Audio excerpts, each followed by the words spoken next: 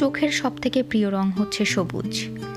সবুজ এমন একটা রং যেটা আপনার চোখকে শান্ত করে এবং চিকিৎসা শাস্ত্রে বলা হয় যে সবুজ বা সবুজ থেকে হলুদাভ যে রংটা সেটা আপনার চোখের একটা লেয়ার থাকে যেটাকে রেটিনা বলে। সেই রেটিনার যেই লাইট সেন্সিটিভ সেলগুলো সেটার জন্য খুবই গুরুত্বপূর্ণ।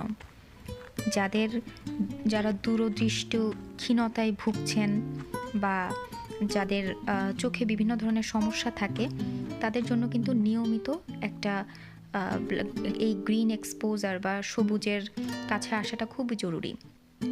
এই জন্যই কিন্তু ডাক্তাররা চিকিৎসকরা এই পরামর্শটা দিয়ে থাকেন যে একটা দিনের একটা নির্দিষ্ট সময় আপনারা হচ্ছে সবুজ দেখবেন বা সবুজের দিকে তাকিয়ে থাকবেন।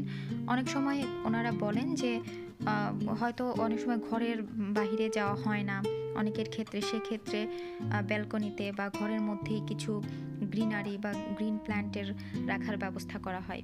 তো যেটা বলছিলাম যে যাদের দূরদৃষ্টিহীনতায় যারা ভুগছেন সেক্ষেত্রে তাদের একটা নির্দিষ্ট সময় পর্যন্ত সবুজের সংস্পর্শে আসা উচিত এবং সেই সাথে এই এইজ রিলেটেড ম্যাকুলার ডিজেনারেশন বলে একটা রোগ আছে যেটা সাধারণত বয়স বাড়ার সঙ্গে সঙ্গে হয়ে থাকে, সেটা কিন্তু এই সবুজের এক্সপোজারে গেলে আপনার ধীরে ধীরে সেটা বাড়ার চান্সটা অনেক কমে যায়।